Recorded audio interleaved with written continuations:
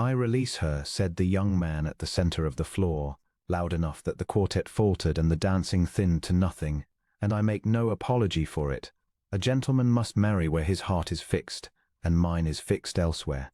Endel, Duke of Wexmarsh, had come to the Harrogate ball meaning to stay a quarter hour and no more, and now he stood at the edge of the great room with a glass of untouched claret in his hand, watching a boy in a bottle-green coat ruin a woman in front of 400 people and call it honesty. The room did the thing rooms did. It drew its breath and held it delighted. Fans came up, heads leaned. Somewhere behind the Duke a dowager murmured a name he did not catch, and a second voice repeated it with relish, and the whole gilded space tilted toward the young man and the girl before him the way a garden turns to the sun. Endel had seen this appetite in 100 ballrooms and despised it in each. He had thought himself past the power of any scene to move him. He was wrong, and he knew it the moment he looked at the girl. She was not weeping. That was the first thing that reached him across the length of the floor, and it reached him like a hand laid flat against the chest. A woman thrown over in public was permitted to weep. Society expected it, forgave it, fed on it. This one stood with her gloved hands folded at her waist and her chin level, and she looked at the man who had shamed her as though he were a stranger who had spoken to her out of turn. Her gown was 3 seasons old. Endel saw that too, and hated that he saw it, hated the part of him trained by his own history to read a room in a glance. The plain sleeves, the ribbon that had been turned to hide its wear, the absence of any jewel at her throat but a small locket that could not have been worth a guinea. She was poor. She was poor, and she was being discarded before the whole of the county, and she did not so much as tremble. "Mr. Ashworth." Her voice was quiet, and yet it carried, because the room had gone so silent to hear her broken that it heard her steady instead. "You might have written." A titter ran the walls. It was not on her side. Endel felt his jaw. "A letter is a cold thing," said Ashworth, Crispin Ashworth. The Duke placed him now, a barrister's son with expectations and a good seat on a horse and nothing else to recommend him, and the young man had the gall to smile, warmed by the attention, mistaking it for approval. "I would not use you so coldly, Jacquetta. I owed you the truth to your face. You owed me a great many things," she said. "The truth was the last of them and the cheapest, and I see you have kept even that until it cost you nothing to give." The titter died. Something else moved through the crowd in its place, a small, uneasy shifting, and the Duke understood it because he had felt it himself, the discomfort of people who have gathered to watch a lamb and found the lamb unafraid. He set the claret down on the tray of a passing footman without looking away from her. Jacquetta. He had the name now and did not want it. Names were how these things began, and he had sworn off the beginning of such things 11 years ago on the steps of a church, and had kept the vow with a discipline that men feared and mothers of marriageable daughters resented, and he was keeping it now, he told himself, standing perfectly still while a stranger's daughter held her ground in a shabby gown. It was then that the other woman came forward, and the Duke understood the shape of the whole cruelty at last. She came from behind Ashworth, where she had been waiting, and she was everything the girl called Jacquetta was not. Her gown was the colour of claret held to candlelight, and it had been made this season and made well. Pearls at the ears, pearls wound twice at the throat, a face bright with the particular colour that comes not from shame but from triumph. She laid her hand upon Ashworth's arm with the ease of long practice, and she turned that bright face upon the girl she had wronged and arranged it into sorrow. "Jacquetta, dearest," said the woman in claret, and her voice was honey poured slow, "do not make this harder than it must be. You know I never meant Rosanna. Just the name." The girl said it and stopped, and in the stopping was more than any speech, because the Duke saw now what the room had known before he entered it, and had come to feast upon, that the woman on Ashworth's arm was no rival stranger but a friend. A dear one. A bosom companion of years. By the way, the name came out of the girl, not with hatred but with the flat astonishment of a person who has put her hand where she has put it 1,000 times and felt it close, this once on a blade. "I never meant for it to happen this way," Rosanna finished, and pressed her free hand to her breast, and the pearls winked. "But the heart is not ruled, dear one. You of all people would not have me marry without love. You always said so." "I did say so." The girl's voice did not rise. Endel found he had taken a step, and did not remember choosing to, and made himself stop. I said it to you in the blue room at Fenwick, with your head on my shoulder, when you wept over a man who did not deserve one of your tears. I said the heart is not ruled and love is worth any waiting. I meant it kindly. She looked from the woman to the man and back, and for the first time something flickered in her face that was not composure, and it was worse than tears, because it was pity. I did not know I was furnishing you with your reasons. Endell had spent 11 years perfecting an armor of indifference so complete that the wittiest women in 3 counties had given up trying to find the joint in it. He felt that armor go warm at a seam. He did not want to be moved. Being moved was how a man was made a fool. He had the scar of it, invisible and permanent, and he had built a life around never showing the world where it lay. And yet he stood at the edge of the Harrogate ballroom and watched a penniless girl decline to weep, decline to rage, decline to give the wolves the meal they had dressed for, and he felt the old wound turn over in its sleep as though something had said its name. The hostess was moving now, Lady Harrogate herself, a broad, kind, foolish woman who had plainly not planned for her ball to become an execution, cutting across the floor with her hands out and her face working toward some rescue. But the crowd had scented blood and would not be so easily turned, and it was Ashworth's mother who spoke first from the safety of the wall, in the carrying whisper of a woman who wishes to be overheard. One cannot blame the boy. A Ridley.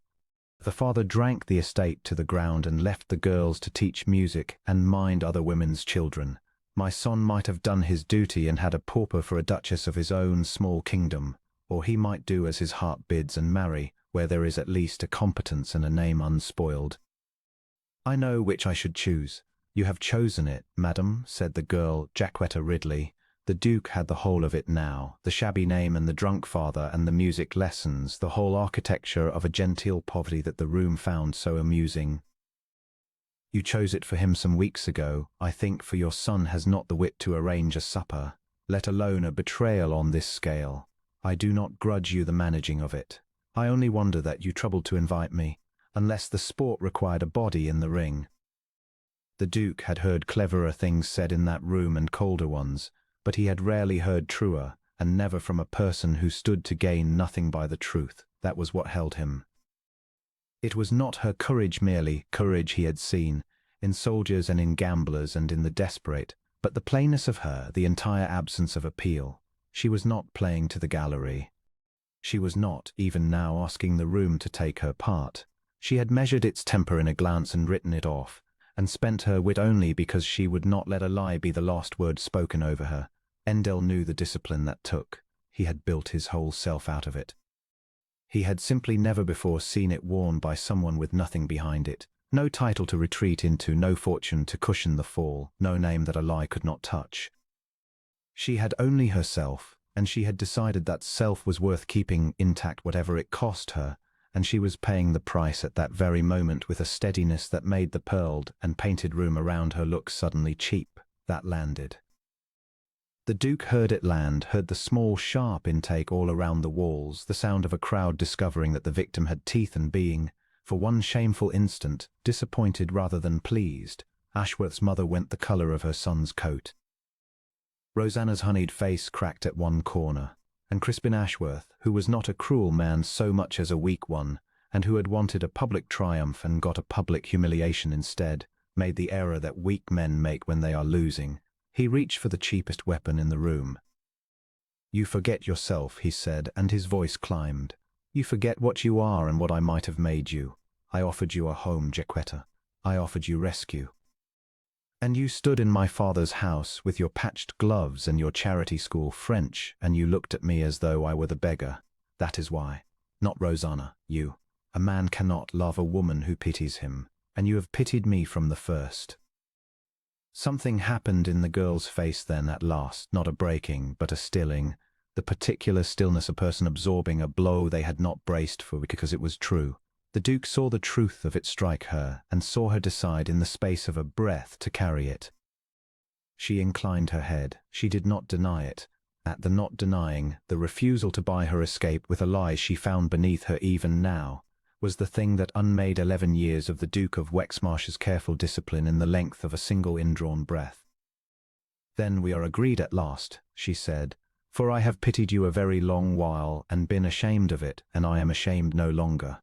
I wish you both extremely happy." She turned her head a fraction toward Rosanna, and her voice did not so much as waver. "You will need to be. You have spent a great deal to buy it." She gathered her skirt to go, and the room, which had wanted her broken and been cheated of it, did the last cruel thing left to it. It laughed. Not all of it, but enough. A low ripple of laughter from the young men by the card-room door, from the girls who had never been her friends and were glad of it, from the small mean chorus that every ballroom keeps in reserve for exactly such a moment. They laughed to remind her, since she would not remember it herself, that she was poor and cast off and alone, and that whatever fine words she found, she would walk out of that house tonight a Ridley with nothing, and be a Ridley with nothing in the morning. Endel, Duke of Wexmarsh, had not crossed a ballroom floor toward a woman in 11 years. He had refused invitations to do so from beauties who could not fathom the refusal. He had let it be known, without ever saying it, that his heart had been spent once and would not be spent again, and he had guarded that emptiness as other men guard a fortune, because it was, in a sense, the only fortune he had left that no one could take from him twice. He knew, standing there, exactly what a step onto that floor would cost. Every eye in the county would follow it. Every drawing room in England would repeat it by Michaelmas. A man in his position did not stumble. A man in his position did not choose. Every movement he made was a public act and would be read as one, and he had spent a decade making certain the only thing anyone could read in him was distance. He thought of the church steps 11 years gone. He thought of the woman who had stood him up before God and society and gone off in a fast carriage with a man of larger holdings, and of how he had stood in his wedding coat and learned in the space of an hour that a man may be feared and titled and rich and still be laughed at by a room that a moment before had envied him. He remembered the particular quality of it, not the loss of the woman, who had proved by her going that she was never worth the keeping, but the discovery that every warmth turned upon him for 30 years had been turned upon his estates and not himself, and that when the estates could not marry her to advantage, the warmth had gone out like a snuffed taper. All at once, everywhere, in every face he had trusted. He had walked out of that churchyard and resolved never again to give the world so much as a fingerhold, and he had kept it, and been called cold for it, and preferred cold to the alternative, which was to be that man in the wedding coat again with the laughter breaking over his head. He knew this laughter, he knew it in his teeth, and he found, to his own great inconvenience, that he could not stand at the edge of a room and let it fall on someone else while he kept himself safely dry. He set down nothing, for his hands were empty. He straightened the cuff at his wrist, an old habit, a man composing himself before a thing that cannot be undone. And the Duke of Wexmarsh stepped out of the shadow of the wall and onto the bright floor, and the laughter, which had never in living memory had caused to notice him, noticed him now. It did not stop all at once. It guttered, the way a run of candles gutters when a door is opened somewhere far off and a draught runs the length of the hall. The young men by the card-room heard some change in the room before they understood it and turned, and saw who was crossing the floor, and their faces did the arithmetic in an instant. The Duke on his feet, walking into this. Fan stopped. The quartet, which had crept back toward its instruments, thought better of it. By the time Endel had gone 10 paces, the great room was as silent as it had been for the betrayal, but it was a different silence now, a stunned and scrambling one. 400 people trying at once to comprehend why the most inaccessible man in the north of England had chosen this ruined nobody's disgrace as the hill upon which to break a decade of famous solitude. Jacquetta Ridley had reached the edge of the floor. She had her back half to him, her hand on the frame of the great doors. One step from the dark corridor and the cloakroom and the long walk to whatever waited for her after tonight. She had not seen him. She had made her exit and meant to keep it. And the Duke understood, closing the distance, that she would rather have crawled than be rescued, that she had spent the last quarter hour proving to a hostile world that she required no one's pity, and that a great lumbering act of charity from a stranger duke might be the one blow this night that could still fell her. So he did not offer her charity. He stopped a pace behind her, near enough that she turned, feeling the room's attention swing and follow him and land at last on the two of them together in the doorway. He watched her recognize him. He watched her understand, with that quick, clear intelligence he had seen work all evening, that the Duke of Wexmarsh was standing before her, and that 400 people were watching him do it. And he saw her prepare wearily for whatever fresh performance the powerful had come to make of her. He gave her none. He inclined his head, not the slight nod a duke gives a nobody, but the bow one gives an equal, deep enough that the room gasped at it. "Miss Ridley," said Endell, Duke of Wexmarsh, in the low even voice that men had learned to dread, "you have not, I think, engaged the next dance." Her lips parted. Behind her, in the bright ruined room, Rosanna Rivenhol's hand fell from Crispin Ashworth's arm, and the Duke, who had crossed the floor without a plan and burned 11 years of careful distance to reach this doorway, found that he did not in the least regret it, and could not for his life have said what he meant to do next. The music did not stop, though it seemed to Endell that it ought to have. Somewhere beneath the gilded ceiling of Lady Harrowgate's ballroom, the quartet soared on at their country dance oblivious, while the whole glittering press of society turned as one creature toward the ruin that had just been made of a woman in grey. He had watched it from the shadow of a marble pilaster near the terrace doors, a glass of untouched claret warming in his hand, and he had told himself, as he told himself most things, that it was no concern of his. He was the Duke of Wexmarsh. Concern was a currency he spent rarely, and never on the sport of a crowded room. Yet he had not moved away. That was the trouble of it, and he was honest enough, at least in the privacy of his own skull, to name it a trouble. Crispin Ashworth still stood at the room's bright centre with Rosanna Rivenhol's gloved hand tucked into the crook of his arm, the two of them wearing the flushed, breathless satisfaction of people who had rehearsed a cruelty and found it played even better than they had hoped. Ashworth had announced it prettily. He had waited until the dancing paused, until the punch was flowing and the dowagers had drawn close, and then he had lifted his voice and begged leave to share a happy correction, that the understanding so long presumed between himself and Miss Ridley had been, he feared, a misunderstanding all along, and that his heart, his true heart, belonged to her dearest companion, Miss Rivenhol, who had at last consented to be his wife. The laughter that followed had not been kind. It had been worse than unkind. It had been delighted. Endell knew the sound. He had heard it turned upon himself once, long ago, when he had been young enough to believe that a woman might want the man before she wanted the coronet, and the memory of it had set a muscle ticking at the hinge of his jaw. Now he watched the woman in grey. Jacquetta Ridley stood quite alone in the small clearing that shame makes in a crowd, that arm's length of empty floor no one will step into for fear the disgrace is catching. Her gown was 3 seasons out of fashion and had been turned at the seams. Even at this distance he could see the neat, patient darning at one elbow, the work of a girl with more pride than pin money. She was not beautiful in the way the room prized beauty. Rosanna Rivenhol at Ashworth's side was beautiful in that way, all coral silk and rehearsed dimples, a face made for miniatures. Beside her, Jacquetta ought to have vanished. That was plainly what had been intended. She did not vanish. Endell had expected tears. He had braced for them the way one braces for a note struck flat, and he had already half decided to be gone before they came out onto the terrace and away to his carriage and the blessed cold silence of the drive home to Wexmarsh. Tears he understood. Tears he could leave behind him without a second thought. What he had not braced for was stillness. She lifted her chin. Not high. There was nothing of defiance stage for an audience in it, only enough that a man watching closely might see she had decided not to bend. Her hands, ungloved because she had not the gloves to spare, folded once before her and were still, and when Crispin Ashworth, made bold by the crowd, added some further flourish, some gallant regret that he trusted she would forgive him, that they might all remain the fondest of friends. She looked at him with an expression Endell would turn over in his mind for a long while after, because it was not hatred, and it was not grief, and it was certainly not the flustered, pleading hurt that would have satisfied the room. It was pity. "I forgive you, Mr. Ashworth," she said, and her voice carried further than she can have meant it to, being pitched only for quietness and finding a hush to fall into. "It costs me nothing, and I think you will find you have need of a great deal of forgiveness in the years ahead from persons less able to spare it than I am tonight." For one moment the delight went out of the room like a snuffed candle. Rosanna's dimples faltered.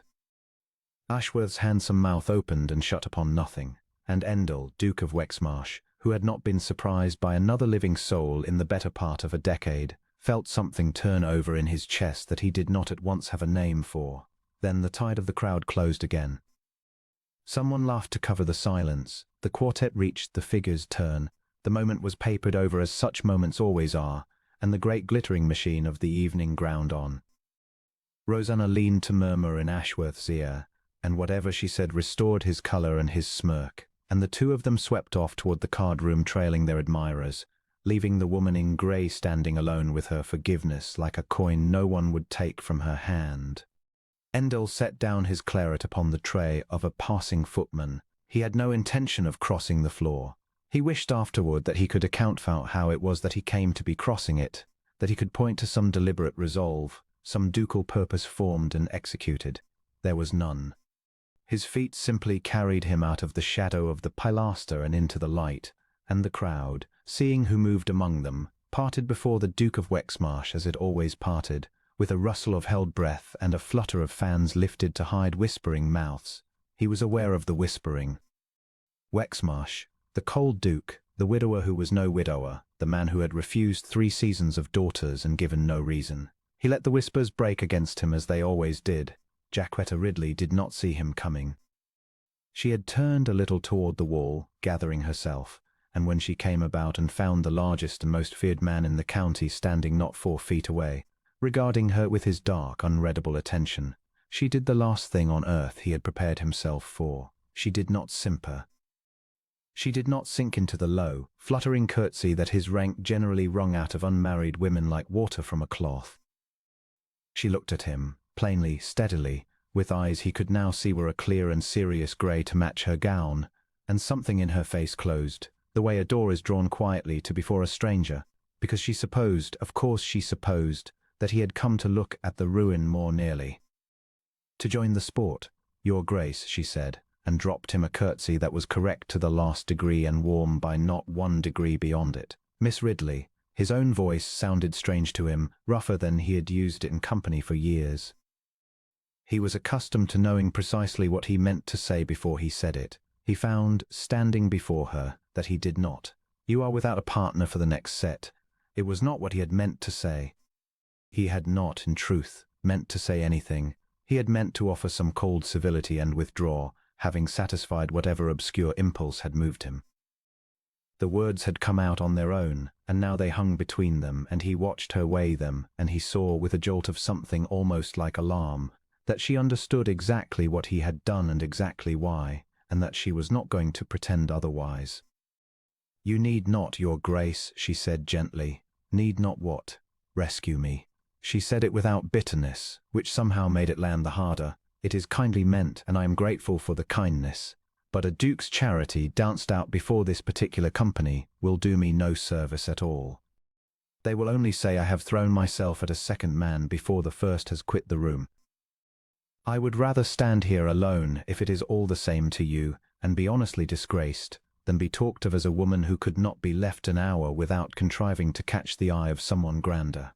A very small, weary smile touched the corner of her mouth. "I have had enough of contriving men for 1 evening. I do not think I could bear to be mistaken for a contriving woman as well." For the length of several heartbeats the Duke of Wexmarsh said nothing at all. He was a man who had built his life, board by board, into a fortress against precisely this, against the arts of women who wanted him, who studied his moods and flattered his temper, with their eyes and their sighs and their careful helpless little confidences, exactly what they judged he wished to hear. He had married one such in his green and trusting youth. He had buried the marriage long before he buried her, and he had learned his lesson so thoroughly that flattery, in his presence, had come to sound to his ear like the ticking of a clock, a thing without meaning, marking only the passage of time until he might decently be alone again. And here stood a plain girl in a turned gown, publicly ruined not an hour since, refusing the hand of a duke, because to take it would be too like the very contriving she despised. Refusing him not out of pique, not to be pursued. He had seen every colour of that game, and this was none of them, but because she had told him the truth, and the truth happened to be inconvenient to them both. "You mistake me, Miss Ridley," he said at last. If you think I do anything out of charity, I have not a charitable bone in my body. Ask anyone in this room. They will tell you the Duke of Wexmarsh is the coldest creature in the Shire, and they will not be lying." He paused. "I asked because I have watched this room for the better part of 2 hours, and in the whole of that time you are the only person in it who has said a single word I believed. I find I should like to hear another." Her steady grey eyes searched his face then, looking for the trick in it, for the cruelty folded inside the kindness, since the evening had taught her to expect nothing else. He held still under the searching. He was not accustomed to being examined. Men did not examine the Duke of Wexmarsh, they only feared or flattered him. He found, to his considerable disquiet, that he did not mind it, that he wished absurdly to pass. "That is a very strange thing for a duke to say," she said slowly. "I am reckoned a very strange duke." "So I have heard." And there at last, the ghost of real amusement crossed her tired face, and it changed her entirely, the way a shaft of sun will change a grey field. And Endel felt the floor of his careful, fortified life tilt some fraction of an inch beneath his boots. "They say you refused Lady Ottine Frost 3 winters running, and that when her mother pressed you for a reason you told her you had none, only that you did not care to be married for your acreage. The whole county thought it monstrous rude." The whole county was correct. It was monstrous rude. He inclined his head a bare degree. It was also true. "I have found the two are not so often companions as one might wish." She laughed then, a single quiet breath of a laugh, quickly caught back, as though she had surprised herself and did not think she had any business laughing on the worst night of her life. But had happened. He had drawn it out of her. And the small private satisfaction he took in that fact was so wholly out of proportion to the thing itself that it genuinely unsettled him. Across the room, near the doors to the card room, Endel was aware without turning his head that Rosanna Rivenhall had reappeared and was watching them. He could feel the weight of that coral silk attention, the calculation running behind those pretty dimpled looks. For a girl who would engineer the public ruin of her dearest friend to secure a husband was a girl who missed nothing, and who would already be reckoning what it might mean that the cold Duke of Wexmarsh had crossed a whole ballroom to stand at the elbow of the very woman she had just cast down. He knew that look. He had spent a lifetime learning to read exactly that look. Rosanna Rivenhall wore the face of a woman who had won her prize and discovered, in the winning, that a greater prize might yet be got by the same arts, and was already asking herself how. Jacquetta had not noticed. She had followed some small motion of his eyes, though, and glanced across, and when she saw who watched them, the light went out of her face by careful degrees, folding itself away.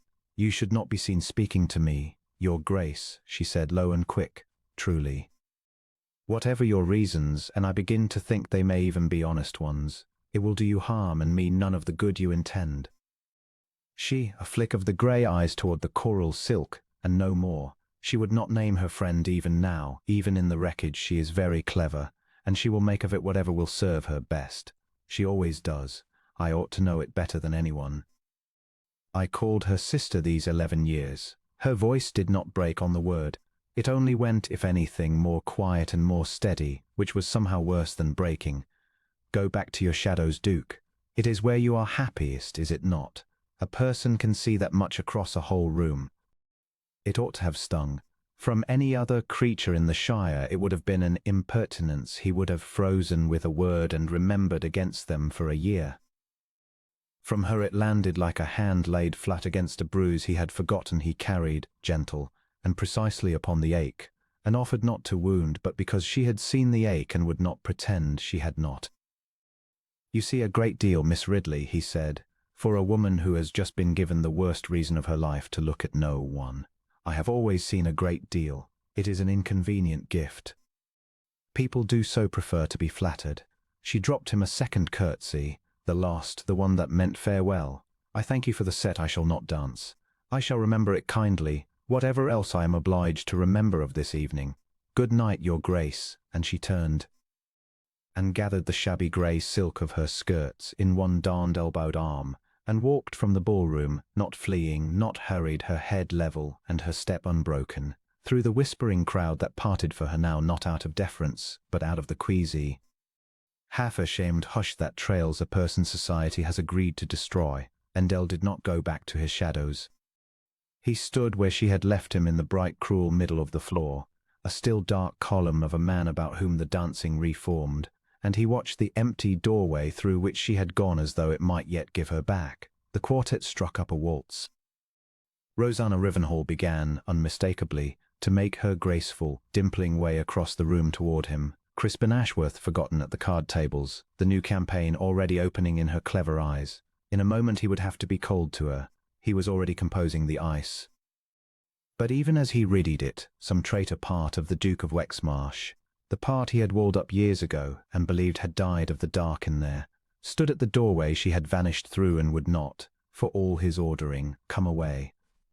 He had come to this ball resolved to speak to no one, to want nothing, to give the season one more night of his cold civility, and then be gone to Wexmarsh for the winter and his solitude and his peace. He had built that peace with his own hands out of the ruin of his trust, and he had guarded it like a miser, and he had thought it proof against every art a drawing-room could deploy against a lonely, wealthy man. It had not survived a plain girl in a turned grey gown who had refused to dance with him because she would not be thought to contrive. Endel turned at last to meet Rosanna Rivenhall's advancing smile, and gave her the winter she had earned, and answered her pretty overtures in the flattest of his flat voices until the dimples died, and she withdrew, baffled and recalculating, to lay some finer plan. But he did not, all the rest of that long bride evening, once forget the doorway. And when at length he called for his carriage and rode home through the black lanes to Wexmarsh with the cold October stars wheeling overhead, he found that he was not thinking, as he had thought every night for 11 years, of the woman who had taught him never to trust. He was thinking of the one who had just told him not to trust her, and had, in the telling, undone him more completely than any flatterer alive. A fortnight did nothing to mend it. Endel had gone home to Wexmarsh expecting the old cure to work upon him as it always had, the long grey days, the estate books, the wet fields, and the silence of rooms no woman had troubled in 11 years, and instead he found the cure had lost its virtue. He rode out at dawn and thought of her. He sat at his own table with the whole length of it empty before him and thought of her. He told himself, with the flat contempt he generally reserved for other men's follies, that he was a man of nearly 40 mooning over a penniless music teacher he had spoken to the space of a quarter hour. And the contempt made not the least difference, for he went on thinking of her exactly as before. So when the card came from Lady Wraxall, stiff, gilt-edged, one of the dozen he received each week and burned unread, he did not burn it. He read it twice.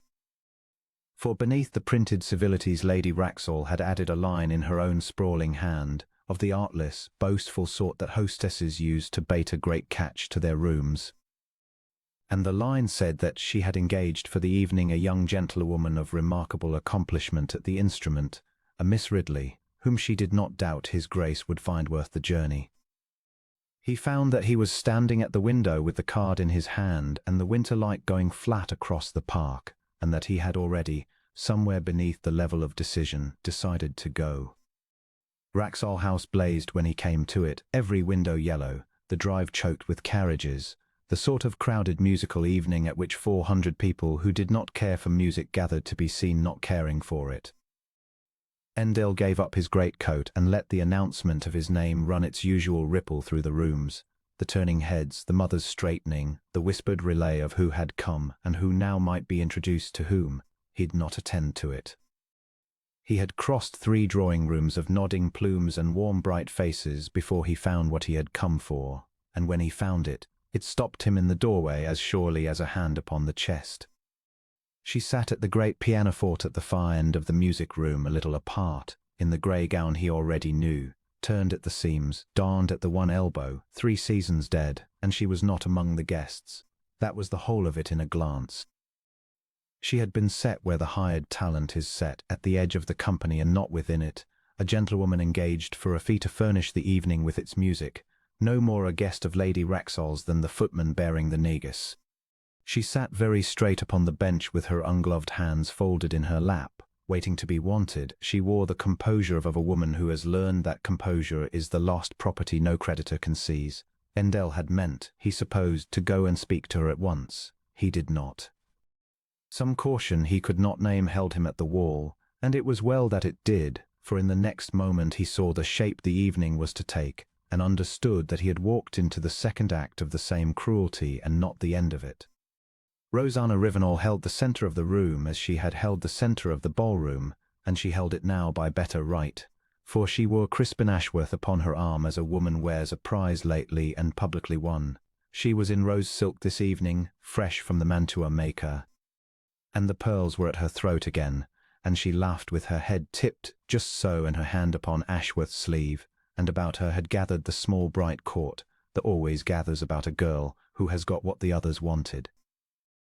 Endel watched her a moment with the eye he had trained through 11 years of drawing rooms, and he saw her see him. He saw the swift recalculation cross her pretty face, saw her mark that the Duke of Wexmarsh had come to a musical evening he would ordinarily have scorned, and filed the fact away with the greedy neatness of a woman who wastes nothing, and he saw her decide, in the space of that look, to make a use of the hour that would serve her twice. "Miss Ridley shall play us something," Rosanna declared, turning her bright face down the room, and her voice was pitched to carry, and it carried. "She plays so prettily. Do you know, we were girls together. I have heard her play 1,000 times, in the days when there was still a pianoforte at Fenwick to play upon. Poor dear. One is so glad to see her usefully employed at last. It suits her far better than idleness ever did." A ripple of amusement went round the rose silk court. A young woman at Rosanna's shoulder, Endel did not know her, some Miss Voss or other, a thin sharp creature who plainly lived on the crumbs of Rosanna's consequence, took up the sport with the eagerness of the second-rate. "How very Christian of Lady Wraxall to have her," Miss Voss said, not troubling to lower her voice, "though I suppose one pays less for a gentlewoman fallen on hardship than for a proper music master, and gets the accent of a lady into the bargain. Quite an economy.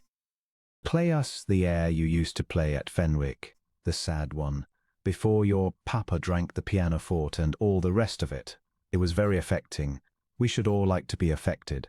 The room tittered and did not quite look. That was the particular art of it, Endel thought. The practiced cruelty of people who have done this before and mean to do it again. They did not stare, for staring would have made it a scene and cost them. They laughed low and turned half away, and let the barbs fall where the girl at the instrument must gather them alone, so that if ever she complained she should seem to have imagined a slight from a kindness.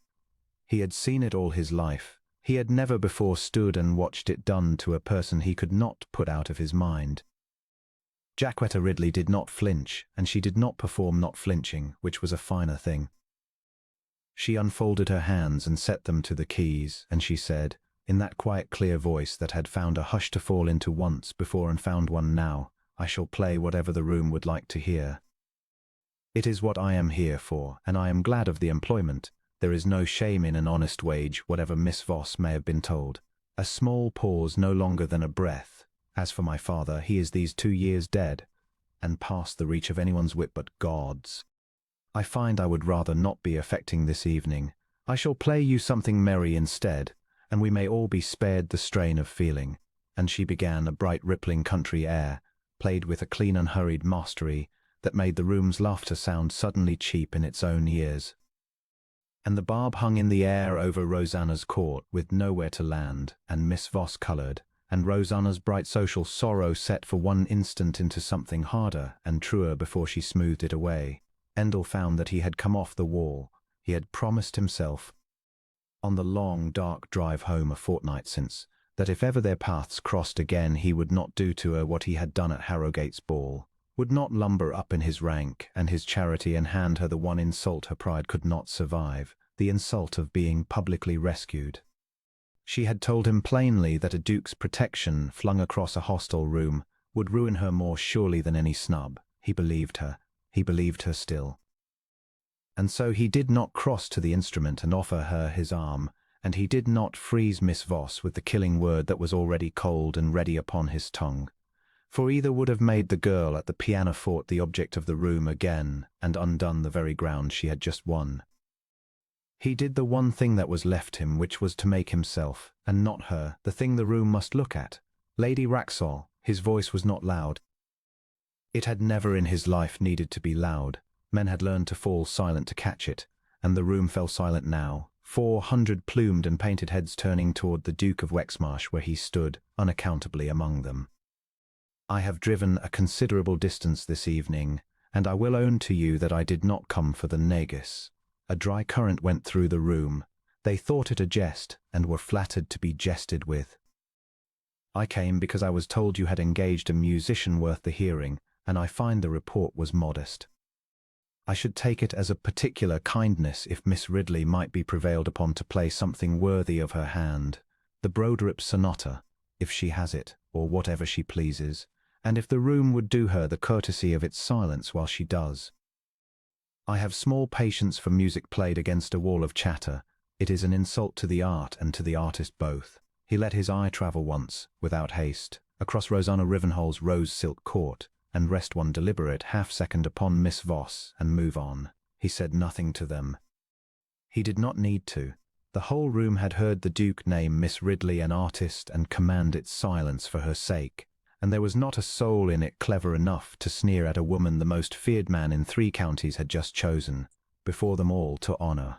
Jacquetta looked at him then, down the length of the crowded room, and it was not gratitude in her face. He was glad past all reason that it was not gratitude, but something more like reproof, and beneath the reproof, unwilling, a startled and unguarded understanding, as though she had followed the whole quick working of his intention in a heartbeat, and seen exactly what he had chosen not to do, and what he had done instead.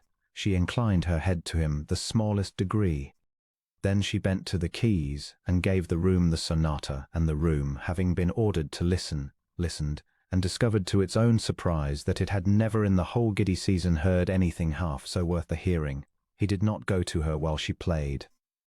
He stood at the side of the room where he had stood at the side of every room for 11 years, and he watched her hands, and he watched the tired, composed grace of her lowered face, and when the last chord had died, and the applause came, real applause now, startled out of people who had come to be bored, he watched her rise and curtsy and slip, in the general movement toward the supper rooms, out through a side door into the cool of the conservatory beyond, where a woman might stand a moment unlooked at and be no one. He gave her the space of 100 slow heartbeats. Then he followed. The conservatory was dim and green and warm with the breath of forced flowers, and she stood among the orange trees with her back to the door, and her shoulders let down at last out of their long discipline. And she did not turn when he came in, though he saw her know him, saw the shoulders draw up again, the composure resumed like a shawl caught back around her. "You will forgive me, your grace," she said, still not turning, "if I do not thank you. I have been turning it over these 10 minutes, and I cannot decide whether you have done me a kindness or a grave disservice, and until I know which, I had rather not thank you for the wrong one." "Then do not thank me at all," Endell said. "I did not do it to be thanked. I find I never can make you understand that. No." Now she did turn, and the clear grey eyes came up to his, steady and searching, and not in the least softened. "Because it makes no sense, and I am a great believer in sense. You are the Duke of Wexmarsh. There are 200 women in those rooms who would sell their souls to have you look at them, the way you have twice now looked at me. And you spend it, that look, that name, that dangerous consequence of yours, on a music teacher in a mended gown who has told you to your face to go back to your shadows. A sensible man does not do that. So either you are not sensible, which I do not believe, or you want something of me, and I cannot for my life imagine what, for I have nothing. I truly have nothing, your grace. I want you to understand that before you spend another word on me. Whatever it is you have come into this hothouse to ask, I have not got it to give." "I know precisely what you have got," Endell said, "and it is the only thing in that entire lit and gilded house I should cross a room to be near. You are the only person I have met in 11 years who does not want anything of me. Do you know how rare a thing that is to a man in my position? I am wanted from morning to night. I am wanted by mothers and by daughters, and by men who would like my interest and hostesses who would like my name upon their cards. I am wanted so continually and so entirely for what I have that I had forgot, until a fortnight ago, that there was a difference between being wanted and being." He stopped, for the word had nearly got out of him that he had not said aloud to any living soul, and he governed it and finished, lo, scene. You saw me across a whole ballroom on the worst night of your life, and you told me the truth of myself in 6 words, and it has cost me a fortnight's peace. That is what I want of you, Miss Ridley. Nothing you have not got, only the thing you cannot help doing." She was quiet a long moment. The little fountain in the corner ticked water into its basin. Beyond the glass the great house murmured and glittered, 400 people wanting things of one another, and here in the green dark stood the 2 of them who wanted nothing but this. "That is a terrible thing to say to a poor woman, Your Grace," she said at last, very low, and there was no coquetry in it and no reproach either, only a kind of grave dismay, as though he had set a weight in her hands she was not sure she was strong enough to hold. "You must know it is. You must know what it would do to a person in my station to begin to think that a man like you meant a word of it. I cannot afford to believe you. I have exactly one thing left in the world, and it is my own good sense, and if I let you take that too, I shall have nothing at all to stand on. So I am going to go back in, and turn the pages for whoever plays next, and take my fee and go home in the carrier's cart to the 2 rooms I let above the chandler's, and you are going to let me. 'Cause it is the kind thing, and I have begun, God help me, to think you kind, under all that winter you wear." She moved to pass him, and Endel, who had let 100 women go from 100 rooms without the flicker of a wish to keep them, put out no hand to stop her. He would not, having learned what her pride would not bear. But he said her name, only her name, Miss Ridley, in a voice he did not recognize as his own, and she stopped 1 step from the door, exactly as she had stopped at Harrogate, and she did not look back, and neither of them for a moment breathed. "When may I call upon you?" he said. He heard how mad it was even as he said it, the Duke of Wexmarsh asking leave to climb the stair above a chandler's shop, and he did not care, and that not caring frightened him more than anything had frightened him in 11 armoured years. "You may not," she said softly to the door. "You know you may not. It would finish me, and you would tire of me by spring, and I should have thrown away my good name for a winter's amusement I was never suited to. Good night, Your Grace." And she went through into the light, and the noise and was gone, the grey gown swallowed at once by the bright press of silk. Endel stood alone among the orange trees a long while after, with the fountain ticking and his heart going like a much younger man's, and he was aware, with a clarity that was very like despair and not at all unlike joy, that she had refused him again, the 3rd refusal now, and each one truer than the last, and that he had never in the whole of his cold and careful life wanted anything so much as he wanted to go back into that room, this instant, and keep on talking to her until the candles guttered out. For 3 days the Duke of Wexmarsh did what he had done every autumn for 11 years, and found that it no longer answered. He rode his acres in the raw morning and inspected the drains and heard his steward out on the matter of the North tenancies. And he sat late in the great cold library with his father's books and a single candle, and none of it closed over him the way it used to close, like water over a stone dropped into a still pond. Something had been left jar. He would be halfway down a column of figures and discover he had read the same line 4 times and taken in nothing of it, because between his eyes and the page had come a plain grey gown and a level chin and a voice, quiet and unhurried, telling him to go back to his shadows as though it grieved her a little to send him there. He had made inquiries. He was not proud of the ease with which he had made them, a man who despised gossip stooping to it like any dowager, but he had wanted to know, and so he had asked, carelessly of his own housekeeper, who knew every soul within 15 miles and their grandmothers besides. Miss Ridley, the housekeeper had told him, was the daughter of the Reverend Mr. Ridley, who had held the living at Lochmead before his eyes failed him and his mind after them, and who lived now in the small damp house by the ford on an income that would not have kept the Duke in candles. There had been money once, a little, and a mother, and neither remained. The girl kept the house and kept the old man and kept, the housekeeper said with a sniff that was almost respect, her head up while she did it.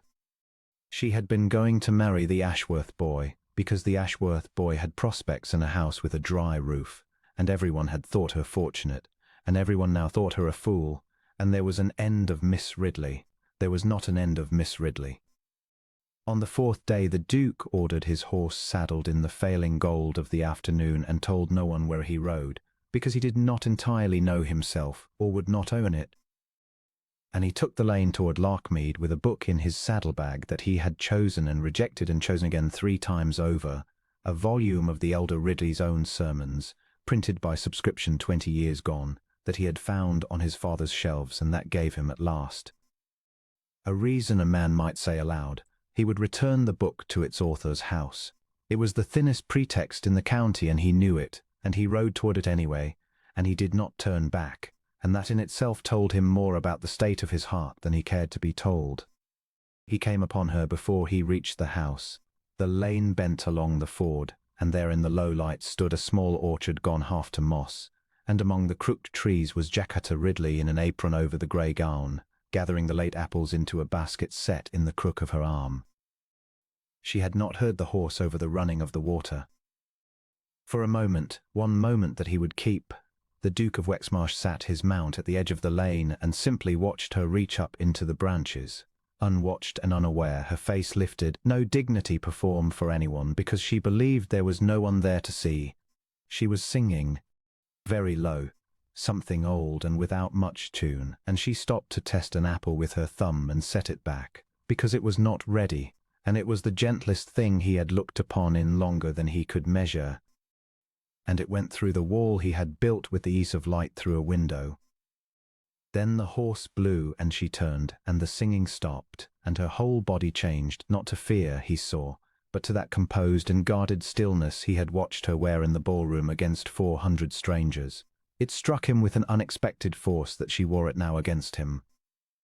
"Your Grace." She set the basket down among the roots and dropped a curtsy that was correct to the inch and warm to not at all. "You are a very long way from Wexmarsh." "I am returning a book," said Endell, and drew it from the bag, and felt the folly of it in his own hand. "Your father's sermons. They were on my shelves. I thought he might wish to have them by him." She came to the low stone wall and did not open the gate, so that the wall stood between them, and looked at the book, and then up at him, and there was something in her clear regard that was very near to a smile and very far from being fooled.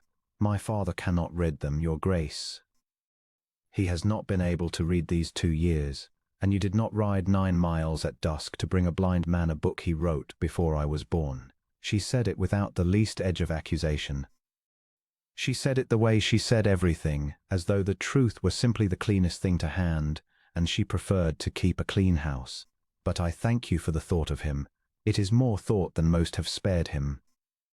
You may give me the book, and I will read it to him tonight, and he will be glad to hear his own words in a new voice. He forgets he wrote them. He weeps sometimes, thinking he has met the man who could say such things." The Duke dismounted. He did it without deciding to, looping the rein over a bowf, and stood at last on the same earth as she, with only the mossed wall between, and handed the small worn book across it into her 2 hands, and their fingers did not touch, and he was aware of exactly how nearly they had. "Then read them to him," he said, "and let him keep the book. I have no use for sermons." A pause. "That is not true. I have every use for them and take none, but he should have it." "That," said Jacquetta Ridley, tucking the book into her apron pocket, "is the first honest thing anyone has said to me since Tuesday, and it was said by a duke, and I find I do not know what to make of a world so turned about." She looked at him a moment. Then she did the thing that undid him. She opened the gate. "You had better come and sit down, Your Grace, since you have wasted a whole evening on us. I cannot offer you anything you are used to. I can offer you a bench that is dry and an apple that is ready, and the company of a woman the whole shire has agreed to pity, which I am told is not fashionable." He came in through the gate. He sat on the bench she showed him, a plank weathered silver, under the crooked trees.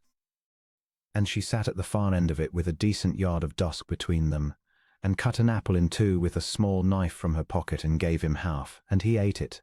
And it was the best thing he had tasted in a great house or a small one in 11 years. Below them the ford ran on.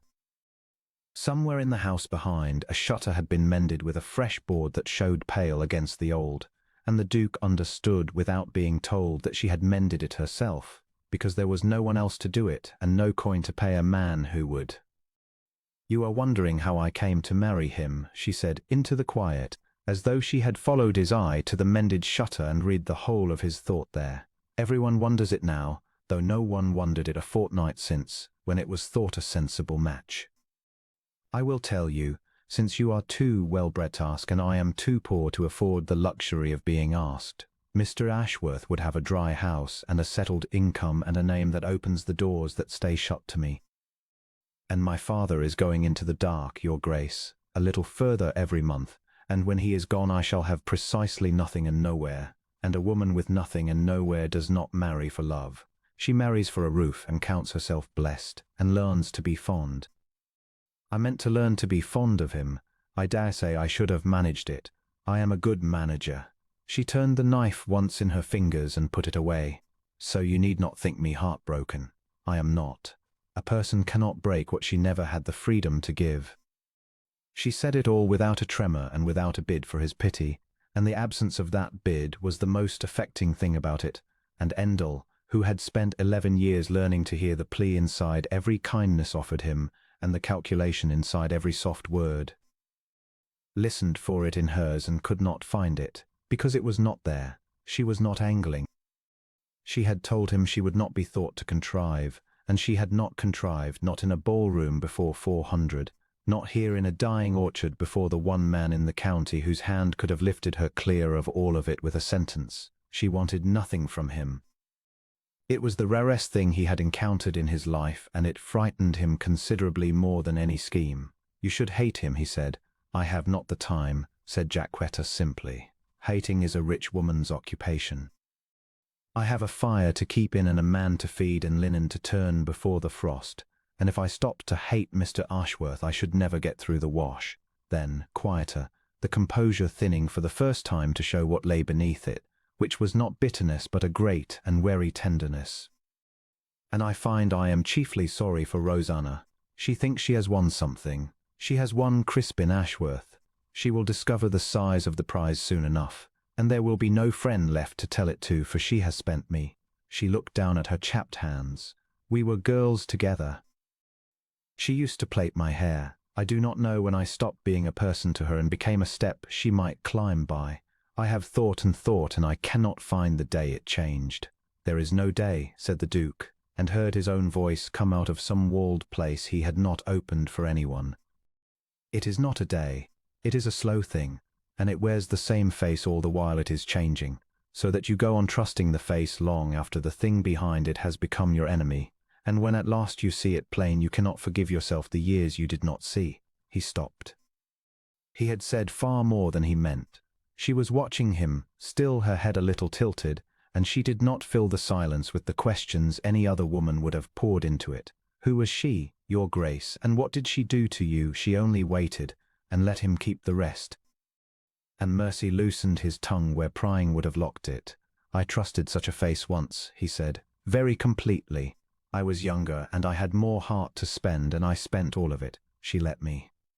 She let me love her and settle a fortune upon her expectation, and stand up in a church half built to receive her, and she did not come, because she had gone instead with a man of my acquaintance who had more of one thing than I and less of everything else, and I learned in an hour, before a full congregation, precisely what I was worth to the person I had valued above my own life. He turned the apple core in his fingers and set it down on the bench.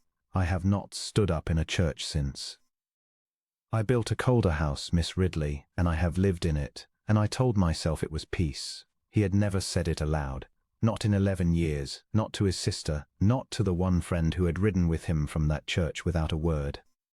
He had said it to a poor girl on a plank bench because she had not asked, and the saying of it left him strangely light, as a man is light who has set down a thing he had carried so long he had forgotten it was not part of him. And was it? She asked. Peace? No, said Endel. It was only quiet.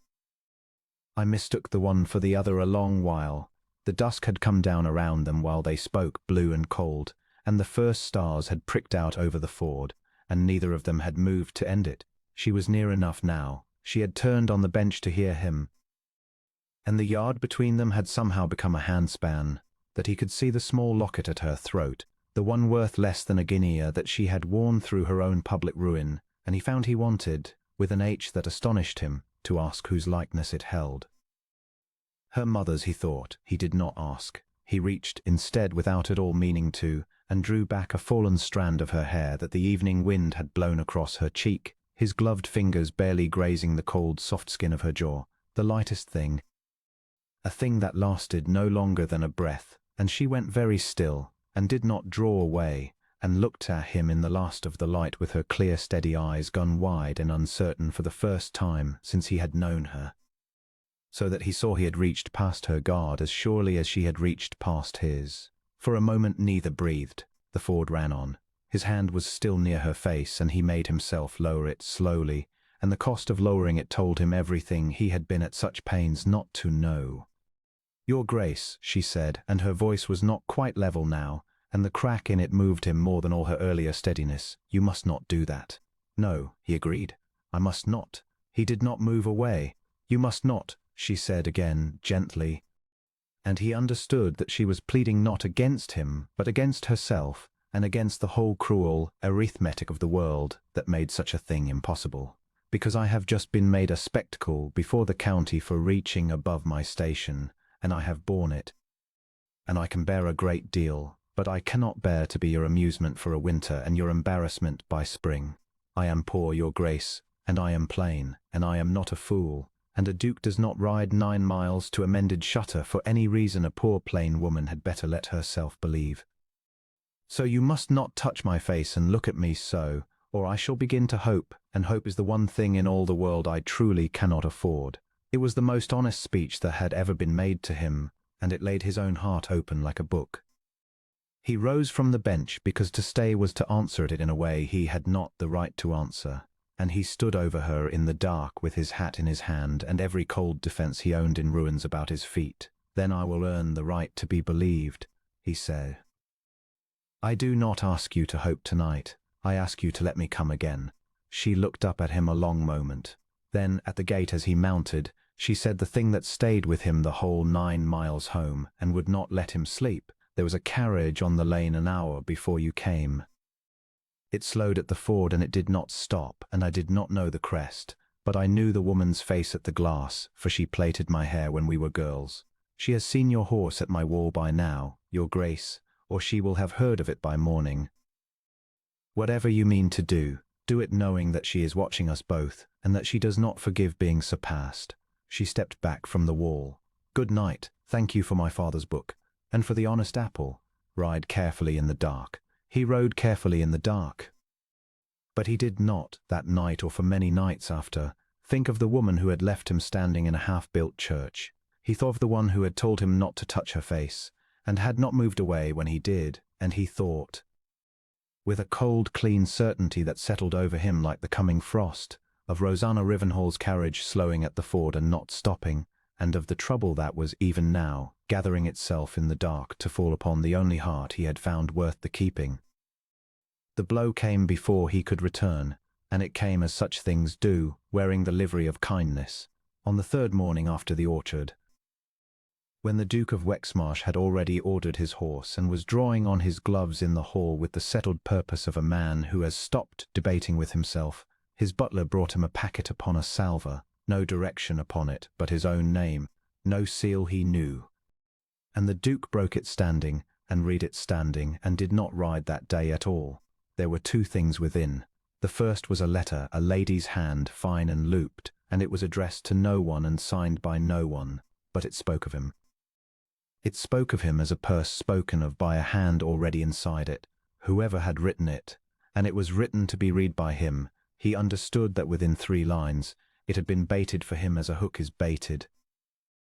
Had set down that Miss Ridley of Lockmead was not the meek wronged creature the Shire had lately agreed to pity, but a cool and long-headed woman who, finding one gentleman's roof snatched from under her, had turned the very next evening to a greater, and had been heard to say, in company, that she would be a duchess by spring or she would know the reason, and that a widowed man of 36 who had been 11 years a fool for one woman would prove no great labour to be a fool for another. The words were arranged with care. They were arranged, in particular, to fall upon the one bruise in him that had never healed, and they fell upon it squarely, and he felt the old cold come up through him like water rising in a well. The second thing was worse, because the second thing was not opinion but machinery. It was a copy, fair written, of a complaint sworn before Sir Marcus Denby, the magistrate at Holt, by Miss Rosanna Rivenhall, that a brooch of considerable value, a spray of garnet set in gold, that had belonged to the late Mrs. Ashworth, and had passed by gift to Miss Rivenhall upon her engagement, had gone missing from the Rivenhall house, and had since been seen, sworn to by a servant, in the keeping of Miss Jacquetta Ridley, who had been a visitor there in easier days, and knew the house and its cabinets as she knew her own hand. There was to be a search. There was, if the thing were found, to be a committal, and a committal upon a charge of that magnitude meant the assizes, and the assizes meant a poor parson's daughter standing in a dock with her blind father's name held up beside her, and it meant ruin so complete that no marriage, no rescue, no ducal sentence spoken over her afterward could ever wholly wash it out. The Duke sat down in his own hall with the two papers in his hand and was, for a space he could not afterward have measured, a younger man in a half-built church. He knew what he was doing, even while he did it, and could not stop the doing of it. He was fitting her into a shape already cut. He had a shape ready. He had carried it 11 years, worn it smooth with handling. The shape of a woman who lets a man love her and settle his fortune upon her and stand up before a congregation, all the while measuring him against a better bargain. And he took the memory of Jacquetta Ridley on the plank bench, cutting an apple in two with a pocket knife, telling him she wanted nothing of him, and he laid it against that old shape, and for one terrible hour it seemed to fit. Of course she wanted nothing, said the cold voice that had kept him safe and kept him alone. Of course she did not angle. The clever ones never angle where you can see the line. She had told him not to touch her face, and he had not moved away. And was that not the surest hook of all, to be refused by a woman a duke had never in his life been refused by? He had thought himself so far past deceiving. He had been proud, in his quiet way, of how little he trusted. And he sat with his heart half out of his coat over a grey gown and a level chin, exactly as he had sat before, and the whole shire, it seemed, already knew what he was too far gone to see. He did not go to her that day. That was the measure of how deep the old wound went. That a man who had ridden 9 miles at dusk on the pretext of a book now sat in his own house and let a morning and an afternoon, an evening pass and did not go, because a lady's forged hand and a magistrate's oath had between them contrived to make him afraid. And fear in Endell had always worn the mask of caution and called itself wisdom. He told himself he would wait and watch and learn the truth of it before he committed so much as his presence. He told himself that a man twice burned was not cold but prudent. He almost believed it.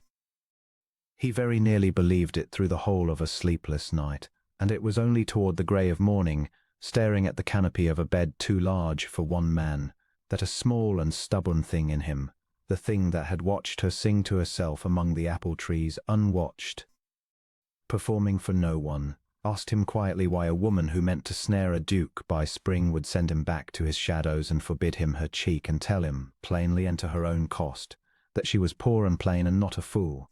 It did not fit. It was the one thing that did not fit.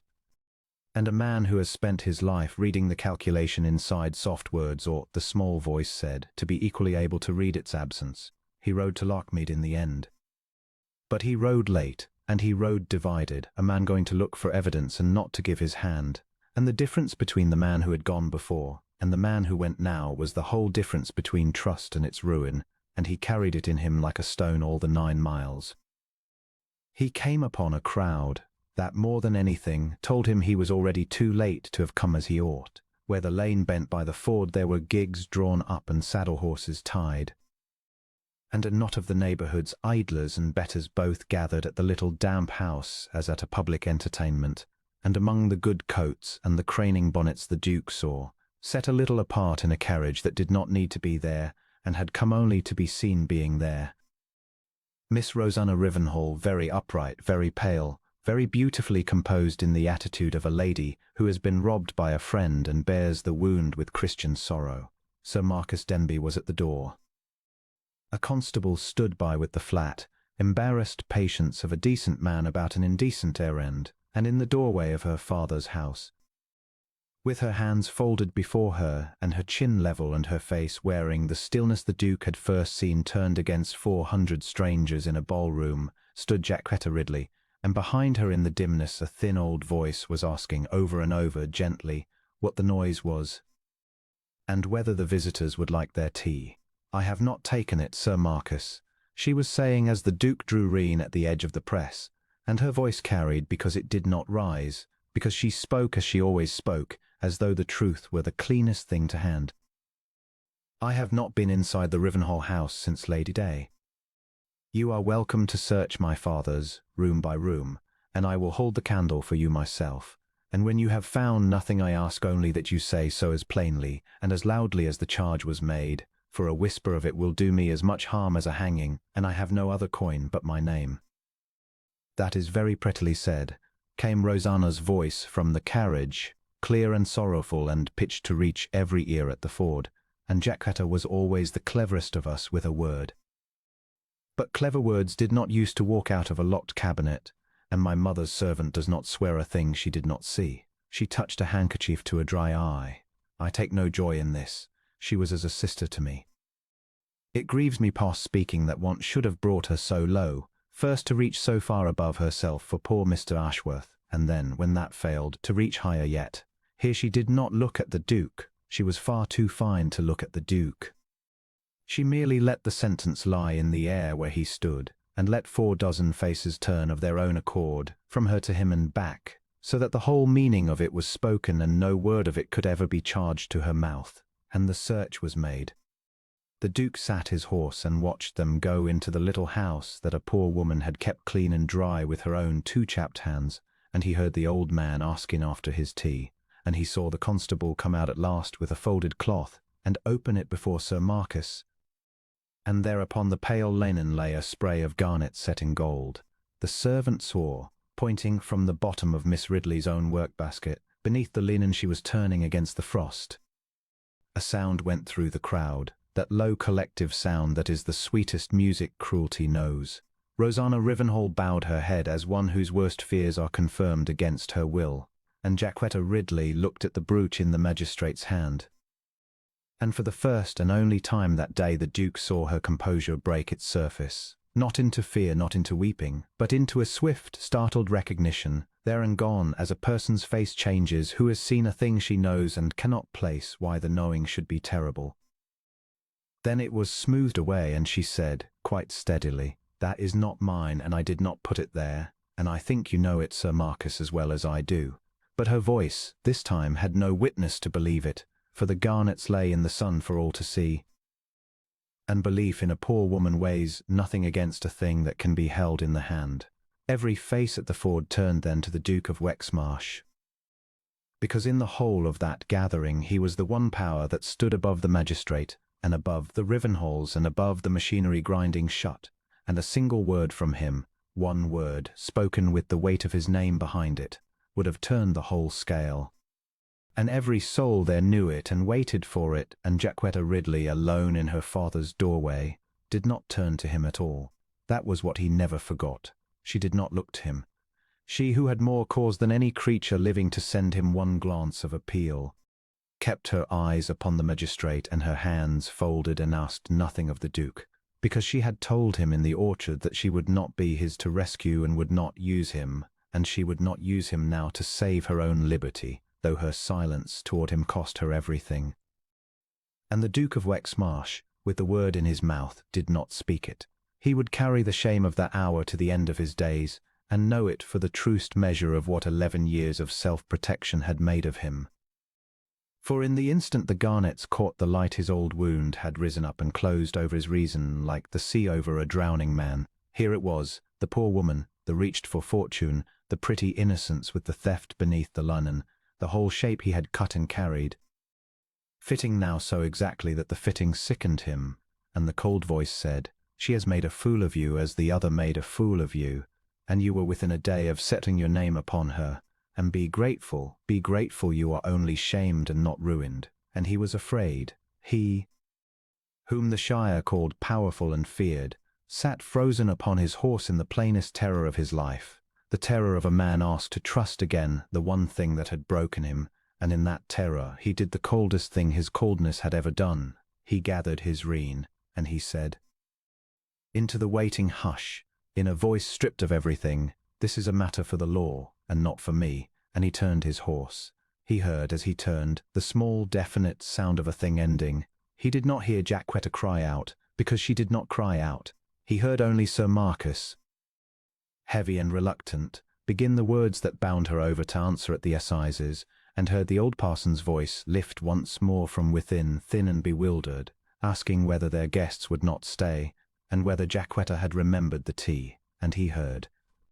He would swear to the end that he heard, above all the rest, the very quiet of the woman in the doorway, who took the blow standing, and who, as the Duke put his horse to the lane and the crowd parted for him with a deference that was half contempt, said not one word to call him back. He looked, though he had sworn to himself he would not. He turned his head at the bend and looked back at the little damp house by the ford, and he saw her still upright in the doorway with the ruin of her whole life settling upon her shoulders, and he saw that she had, at last, turned her face toward him, not to plead, for there was no plea in it, and not to reproach, for there was no anger in it either. She only looked at him, across the heads of the people who had come to watch her fall, with an expression he had no name for and would spend the ride home and the long night after trying to find one, and which he understood, too late and forever, to be neither hatred nor hope but something quieter and more terrible than both. It was the look of a woman who had told a man, plainly, that she could not afford to hope, and had been proved right, and was not even surprised. Then the lane took him, and she was gone from his sight, and behind him Rosanna Rivenal's carriage did not move, for its errand was not yet finished. It lingered at the ford to see the parson's daughter led away, that the picture might be complete. The Duke rode home through a country going hard with early frost, and the frost was in him, and he told himself with every cold mile that he had done the prudent thing, the only thing, the thing a twice-burned man was owed. He did not believe it. He had not believed it since the moment he had spoken it. Somewhere behind the shape he had cut and carried for 11 years, the small stubborn thing in him that had watched her sing among the apple trees would not lie down and be quiet. It kept turning over and over, like a key that will not seat, the swift startled recognition on her face when the garnets came to light. The face of a woman who had seen that brooch before and knew, in the seeing, some fact about it that would have hanged the truth in a sentence if any soul present had cared to ask her. No one had asked her. He had not asked her. He had turned his horse. By the time the lamps of Wexmarsh showed cold and yellow across his own park, the whole shire had it settled that the Ridley girl was a thief and a fortune-hunter run to the end of her cunning, that Miss Rivenhall had borne her friend's treachery like a saint, and that the Duke of Wexmarsh, whatever folly he had lately flirted with along the Larkmead lane, had shown at the last the good hard sense of his blood and washed his hands of her before the whole county. The cruel had won. It was, by every reckoning the world keeps, a finished thing, and Endell climbed the steps of his cold and quiet house alone into the peace he had built and called by that name for 11 years, and found at last, standing in his own great empty hall with a forged letter still crushed in his coat, and a poor woman's unsurprised face burned upon the back of his eyes, that it had never once been peace, and that he had just, with his own hand in his own silence, let the only thing that might have made it so be taken away. The letter lay on the desk where he had flung it, and for 3 days the Duke of Wexmarsh had not been able to quit the room that held it. He did not read it again. He did not need to.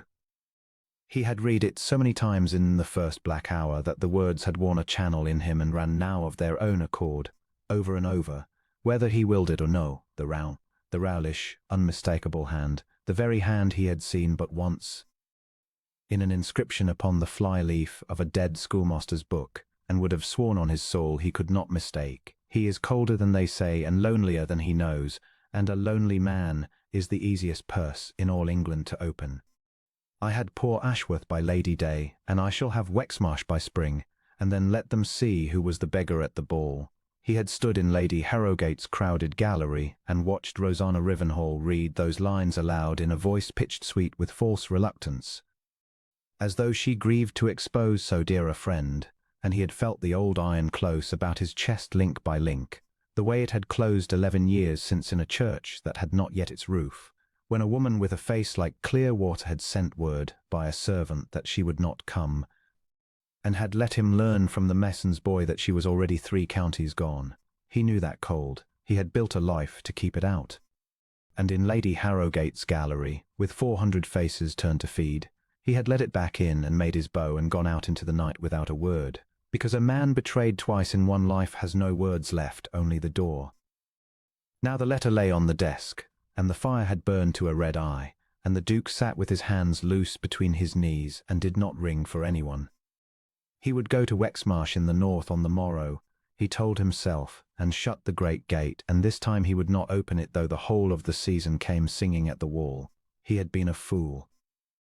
He had let a plain woman in a turned grey gown teach him to hope, and hope done to him precisely what it had done before, and he ought to be grateful at his age for so clean and inexpensive a lesson. But the words would not lie still. I shall have Wexmarsh by spring. He turned them, as a man turns a coin he suspects is bad, and somewhere past midnight, with the candle guttering, the flaw in them showed him its edge at last. The letter spoke of diamonds. He had missed it in the first agony, when every phrase was a blade, and he had bled too freely to count them. But he saw it now, plain as a crack across a bell.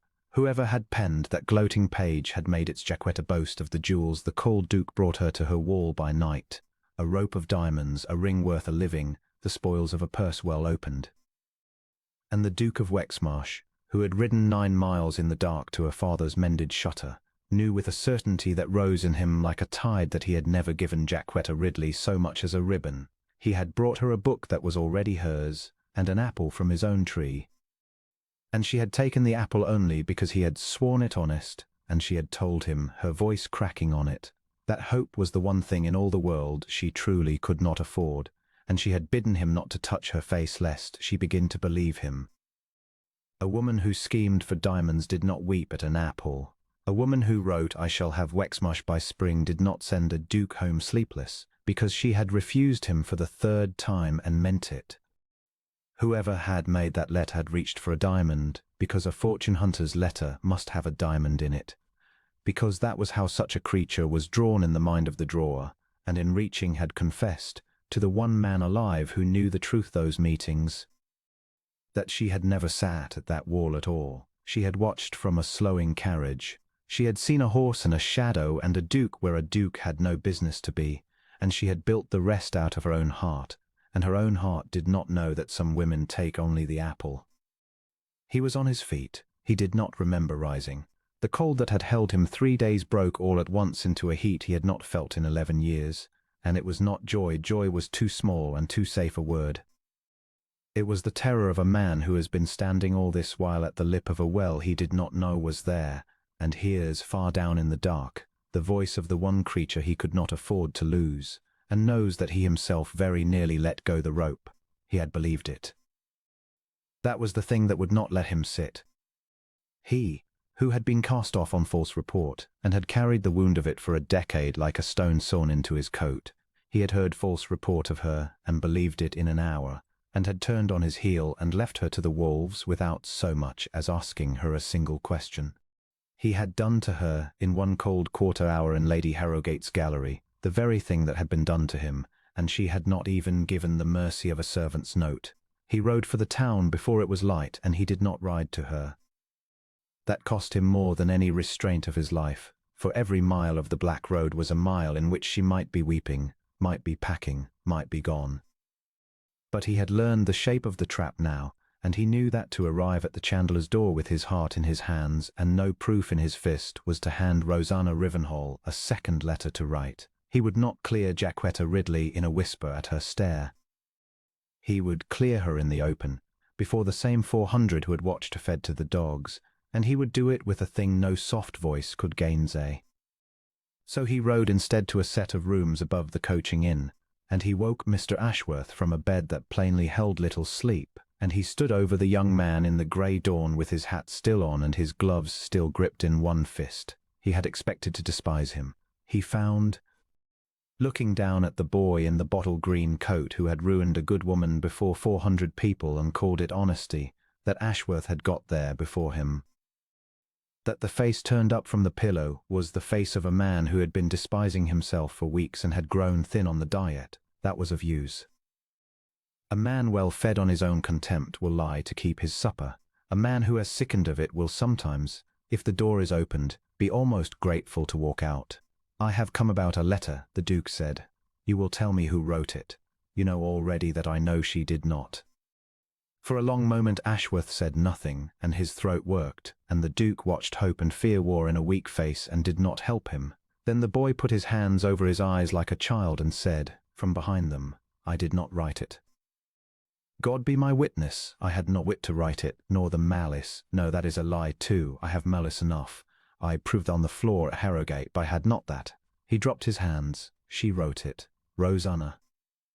She has kept Jacquetta's letters since they were girls together, years of them, a whole box, tied in a blue ribbon, and I have watched her sit an evening with a pen and one of them propped before her, making the hand the way girl copies a sampler, until she had it to the life. I said nothing. I let her, because I was afraid of her, and because Jacquetta's steadiness at the ball had shamed me before the county, and I wanted her brought as low as I felt, and because Rosanna promised me. His voice failed and came back thin. She promised me that once Jacquetta was ruined past mending I should be glad of it, and I have not had one glad hour since, your grace, not one, and I would give the coat off my back to take that night back and cannot, and so I will give you the next best thing, which is the truth.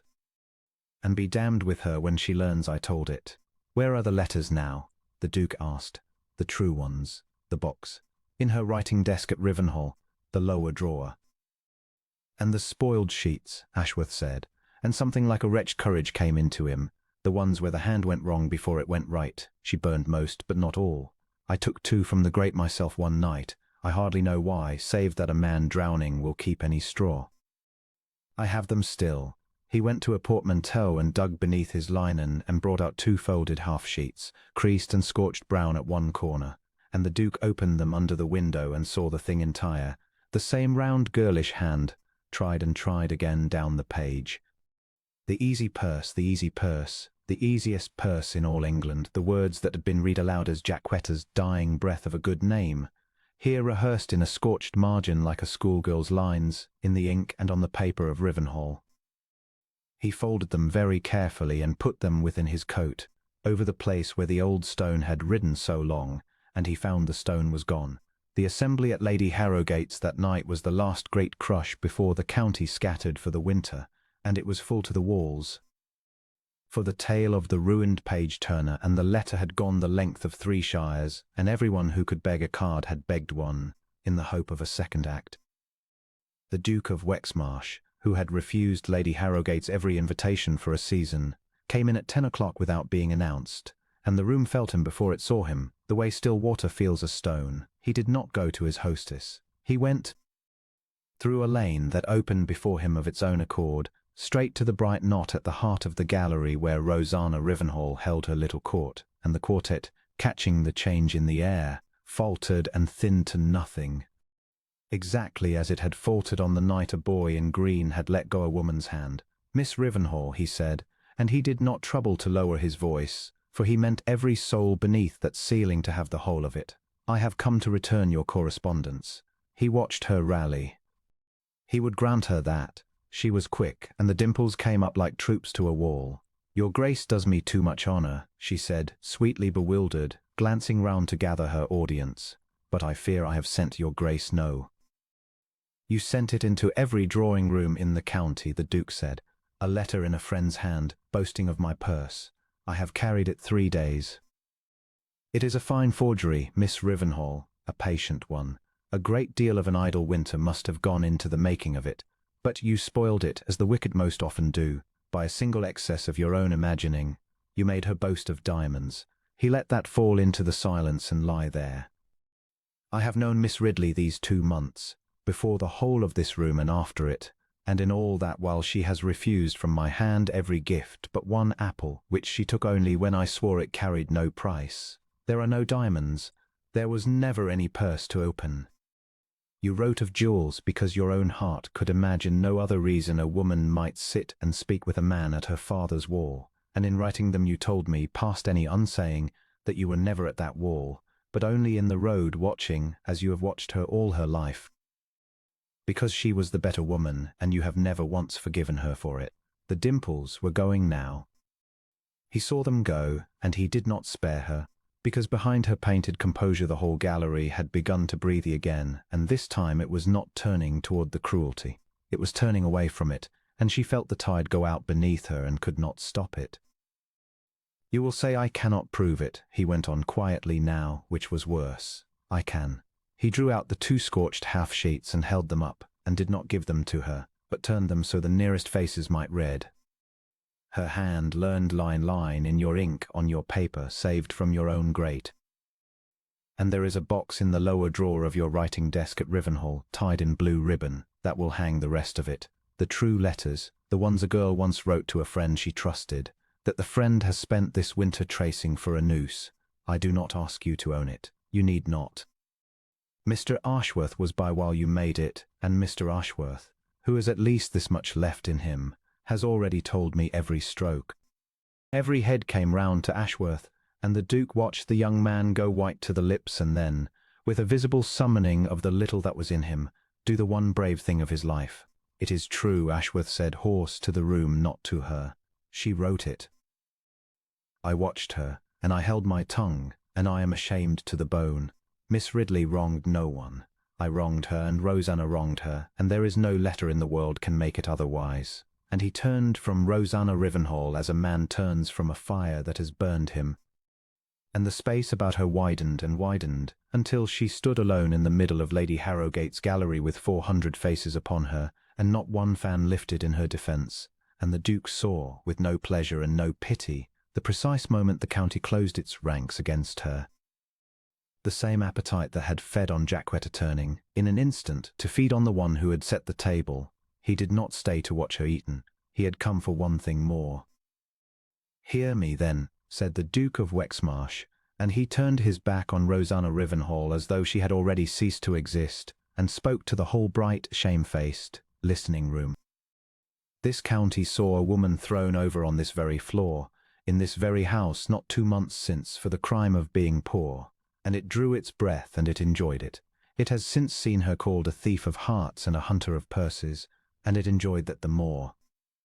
I stand here to tell you that Jacquetta Ridley is the one wholly honest creature I have met in 20 years of your ballrooms, that she refused me 3 times over, plainly to her own hurt, when a lesser woman in her want would have snatched at me with both hands, and that I have never in my life been paid a higher compliment than her refusals, nor received a deeper wound than the sigh of you all at your supper, while she bore what you made her bear, and did not so much as tremble." He drew on his gloves, one and then the other.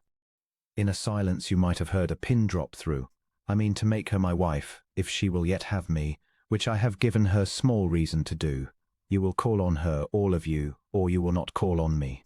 Good night." And he was gone before the murmur could gather into sound.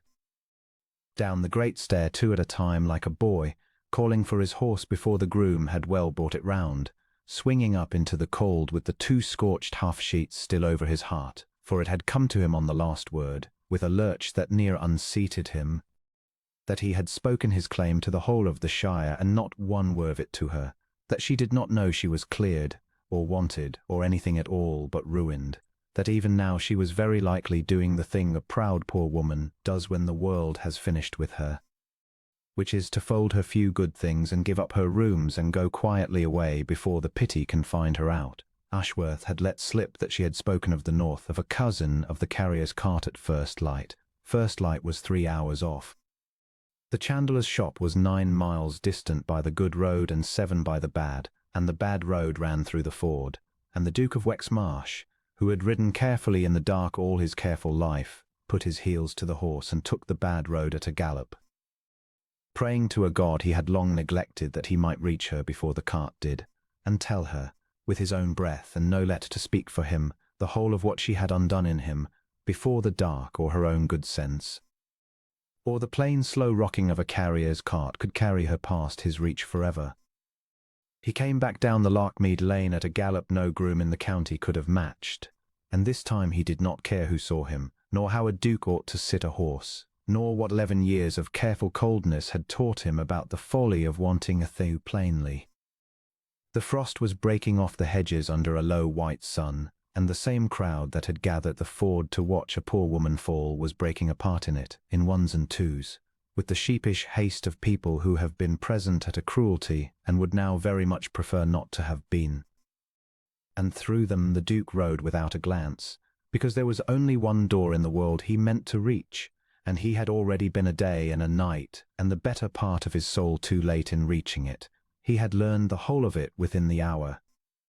How the maid who had sworn to seeing the garnets in Miss Ridley's basket had, when Sir Marcus pressed her a second time, and the Duke's own steward stood at the magistrate's elbow with a question the poor girl had not been schooled to answer, broke and wept and told the truth. That the brooch had never been stolen at all, that it had been pledged 8 months since with a money lender at Holt against debts Miss Rivenhall did not dare let her father learn of, and that Miss Rivenhall had redeemed it herself in secret only to press it into the maid's hand with instruction where it should be found. Jacquetta had known the pledging of it. That was the recognition the Duke had seen leap and vanish in her face at the ford. She had known, because in the easy days she had once gone with Rosanna to that very lender's door and waited in the street while her friend wept over her bracelets, and had kept the shameful little secret faithfully for years, as she kept all things given her to keep. And it had needed only one soul in that whole gaping crowd to ask the poor woman what she knew, and not one soul had asked, least of all the man who loved her. So he had ruined nothing and no one but himself, and he knew it, and he rode with the knowledge like a spur in his own side. She was in the garden behind the house when he came, not in the doorway now, for the constable and the magistrate and the fine carriages were gone, and the charge was lifted, and the county's verdict had turned inside a single hour as such verdicts do. From thief and fortune hunter to wronged and saintly martyr, with the same easy appetite that had condemned her. He found her among the winter cabbages with a basket on her arm and her sleeves turned back, doing the plain necessary work of a poor house on a cold morning, as though the earth had not that day tried to swallow her whole. She looked up at the sound of him. She did not smile, and she did not run to him, and she did not send him the one glance of triumph or reproach that any other creature living would have been owed. She only stood with the basket on her arm and her chin at its level height and waited, as she had waited for the magistrate, to hear what a man in a fine coat had come to say.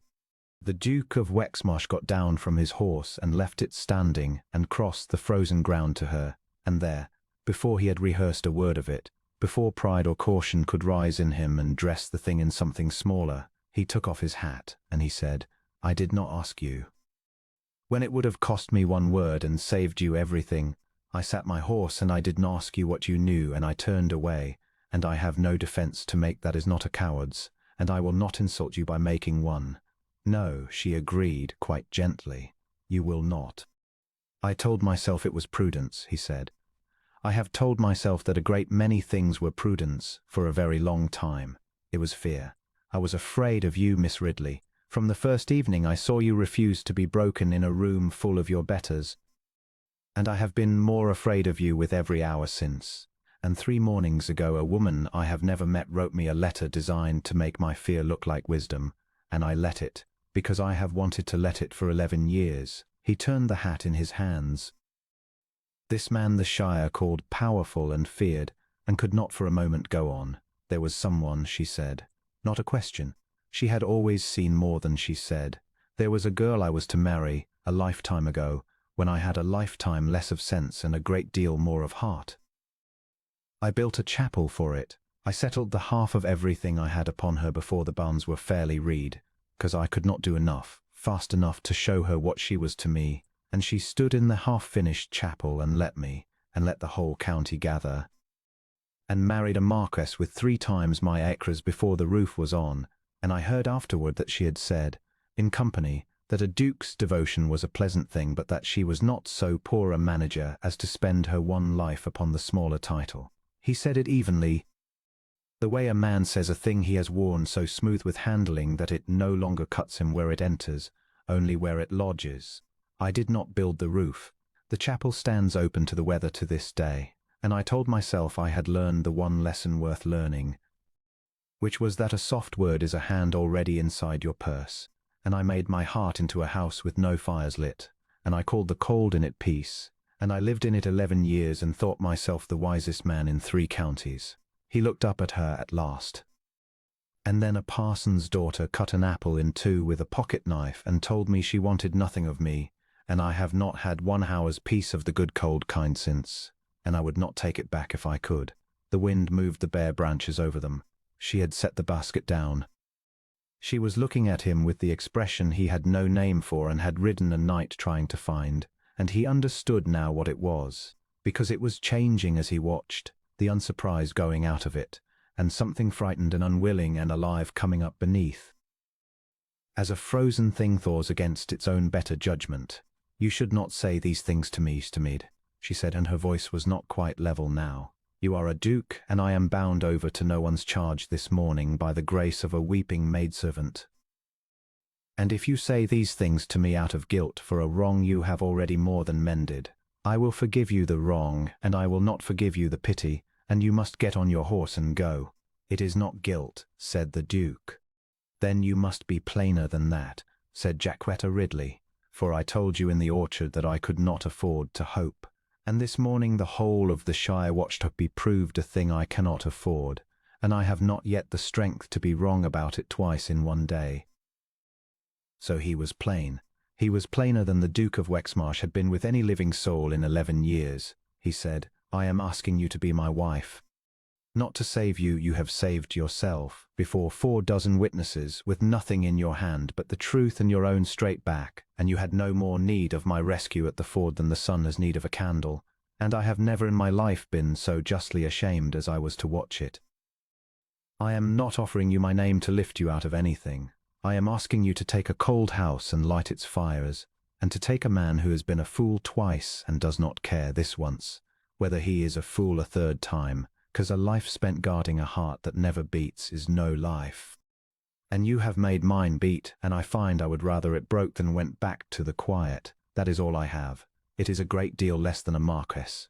I am asking you to have it anyway." She did not answer at once. She reached up, and slowly, as one does a thing one has forbidden oneself and means now to do deliberately, and she laid her chapped, cold, work-reddened hand against the side of his face, and the Duke, who had once reached to touch her cheek in an orchard and been told, quietly, that she was not his to touch, stood perfectly still and let her, and shut his eyes.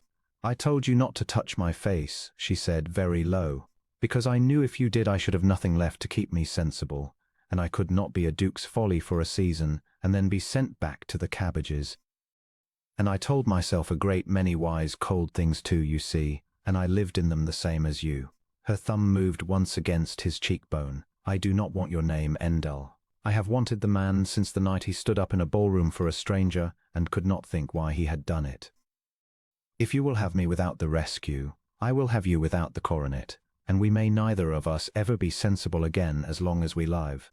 "Agreed," said the Duke of Wexmarsh unsteadily, and turned his face into a cold palm and kissed it.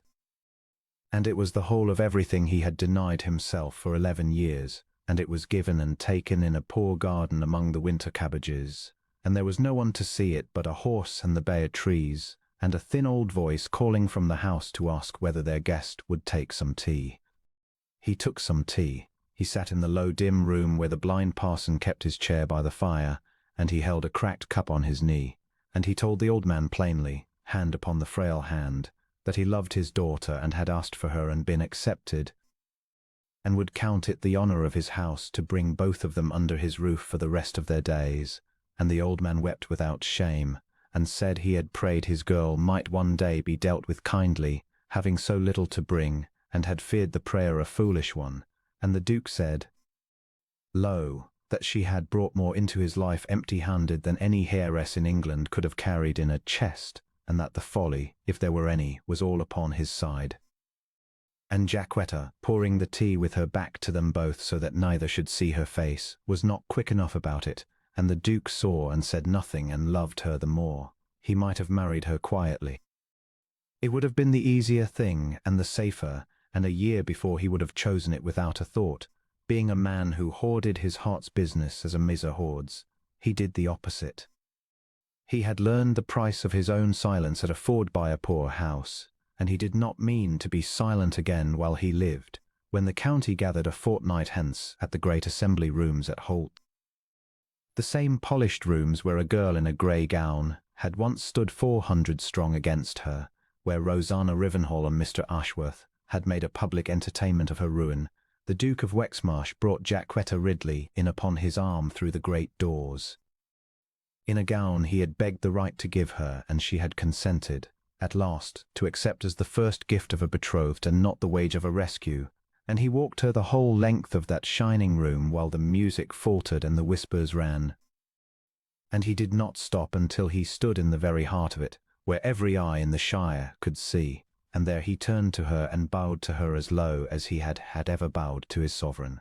"Before all of you," he said, and the room went so silent that the candles could be heard to gutter, "who were present when this lady was slandered, and some of whom were louder in it than others, I will say what I was too great a coward to say when it might have cost me something, and say it now when it costs me nothing, that you may all be sure of it.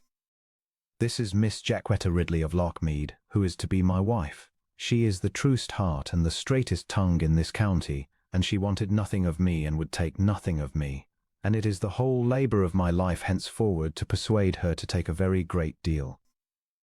Any man or woman in this room who wishes to keep my acquaintance will keep hers first, and honour it above their own, for she will be your duchess, and she is already, every one of her, worth the lot of you weighed together, myself, I promise you, chief in the scale." There was a beat of that ringing stillness, and then the room did the thing rooms do, which is to discover all at once that it had admired her from the beginning, and the applause that broke over Jacquetta Ridley in the assembly rooms at Holt was the same crowd, very nearly the same throats, that had made the low sweet sound of her fall a fortnight before, and the Duke found he did not despise them for it quite, because she did not, and he was learning her mercy the way a cold country learns spring, slowly and with disbelief. He looked once for the two he had come, in part, to answer. Mr. Ashworth stood by the wall the colour of ash, the man who had thrown away this woman for a prettier fortune and now watched a duke lift her past his reach forever, and he had the grace, or the terror, to say nothing at all. And Rosanna Rivenhall, whose debts were the talk of every drawing-room now, whose maid had confessed, whose sworn oath before a magistrate had proved a lie that the law had not yet finished with. Rosanna stood a little apart in a beautiful gown she had not paid for, and found that the room had turned its back, all of it, in the smooth and total way that society closes over one of its own who has been caught. And she met the Duke's eye for one instant across the shining floor, and it was she, this time, who looked away first, and gathered what was left of her composure, and went out through the great doors into a county that would never again receive her, humbled past any humbling he could have contrived, by the plain triumph of the woman she had tried to bury. He spared her not another glance. She had cost him a day and a night of shame, and Jacquetta a night of ruin, and the only fit revenge he had come to understand was to be, for the whole of the rest of his life, unmistakably and publicly happy. They were married in the spring, in the little chapel that had stood 11 years open to the weather, for the Duke had the roof put on it at last, that winter, working some of the days himself alongside the men to the great scandal of his household. And when Jacquetta asked him gently whether he was sure he wished to be wed in that of all places, in the shell of his old wound, he said that a house was only cold so long as no fires were lit in it, and that he had lived long enough in the cold. And would she do him the kindness of lighting this one? She would. The old parson gave her away from his chair, his hand on the Duke's arm the length of the aisle, and asked afterward, as they walked him out into the mild April light, whether everyone had been given their tea. And long after, years after, when the shire had grown so used to the sight of the Duke of Wexmarsh walking his own orchards with his wife on his arm and his coat undone, and his stern face gone soft, that it had quite forgotten he had ever been feared, a footman new to the great house asked an old one, in the servants' hall, why the master, who might dine anywhere he pleased, so often took his supper in the plainest little south parlour, at a plain table, with the good silver left in its case. And the old servant, who had been at Wexmarsh in the cold years and had not forgotten them, said only that the Duchess had once been very poor, and had kept her blind father's house clean with her own 2 hands and cut apples with a pocket knife, and that the master liked, above all the fine rooms he owned in the world, to sit across a small table from her of an evening and watch her pour out the tea, and that if the young man wished to keep his place he had best learn early that there was no sight on this earth the Duke of Wexmarsh counted precious beside that plain one, and never, in all his cherishing days, had been